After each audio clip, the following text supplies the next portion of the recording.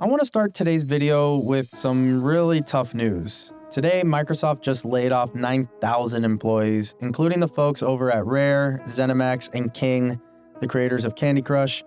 I really hate this current trend of giant tech companies laying off their hardworking employees.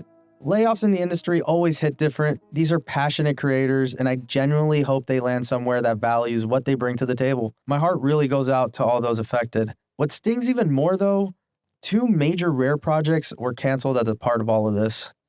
First was Everwild, a mysterious adventure game that felt like Rare's big return after so many years. I was personally excited by the visuals. And then there's Perfect Dark. Yeah, Perfect Dark, one of Xbox's most iconic IPs. Both these titles were supposed to be huge revivals made by Studio The Initiative and Rare, and now they're just gone. But why Rare? Why now? The studio helped define modern gaming.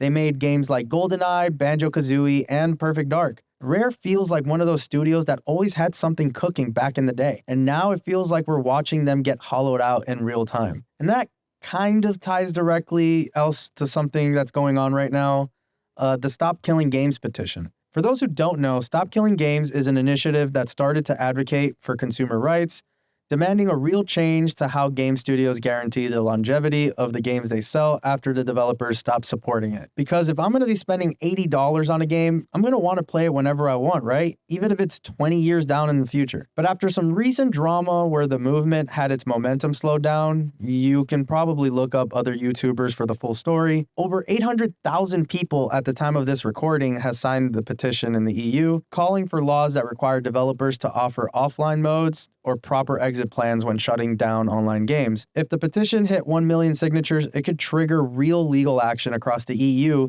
and maybe even influence the entire industry altogether. Because here's the truth. Games are fragile. It takes years of work, yet they can disappear overnight through shutdowns, restructures, or just cold decisions. And when that happens, it's not just the studios that lose, it's the players, the fans, and the entire communities built around those games. But, let's get some of those bad news out of the way. Now let's check out some better news. Well, depending on what you think is good or bad news. Neil Druckmann just confirmed he's stepping away from HBO's Last of Us series ahead of season 3. He'll still stay as co-creator and executive producer, but he's no longer writing or directing. But why is he leaving? He says he wants to focus completely on Naughty Dog's next game, Intergalactic. So the show co-creator Craig Mazin will lead the show on his own now as season 3 begins development. On one hand, this is a bummer.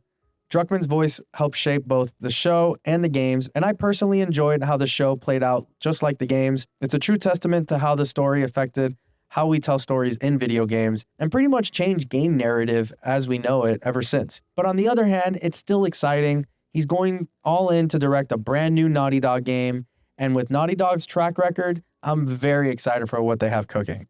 So while this week's news has been rough, I do want to end it on something that feels better. If you're one of the lucky few that got their Switch 2 at launch, Donkey Kong Bonanza is dropping July 17th for Switch 2, and it's looking like a huge win for Nintendo so far. This is Donkey Kong's first 3D platformer since Donkey Kong 64, and it's being made by Super Mario Odyssey team, so you know it's going to be amazing. You can see the love in every frame, in its dynamic physics, destructible environment, co-op with young Pauline, and if you're still collecting them, amiibo support. It's full-on bananas. Early on impressions has been glowing, even Polygon saying that Donkey Kong Bonanza really gets fun when it gets hard. The juice is down there, and I must drink it.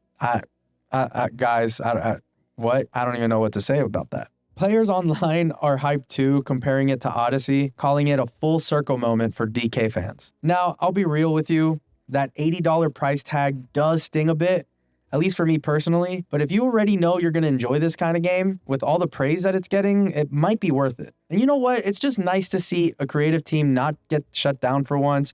Instead, they are given the tools and the time to make it something exciting, and people are already responding to it. So yeah, tough week for the industry. But moments like Bonanza really reminds us why we love video games in the first place. And to all the devs affected by the layoffs, thank you. You help build these worlds that we all love, and I couldn't thank you guys enough. And to everyone else, especially if you're from the EU, maybe take a minute to sign the petition, check in on your favorite studios, and support the stuff that keeps this industry magical. I'll put those links down in the description. But for now, let me know what you're playing. Are you excited to go full smash as Donkey Kong? Are you still playing Call of Duty like a nerd? What are you looking forward to the most this year? I would love to know your thoughts down in the comments.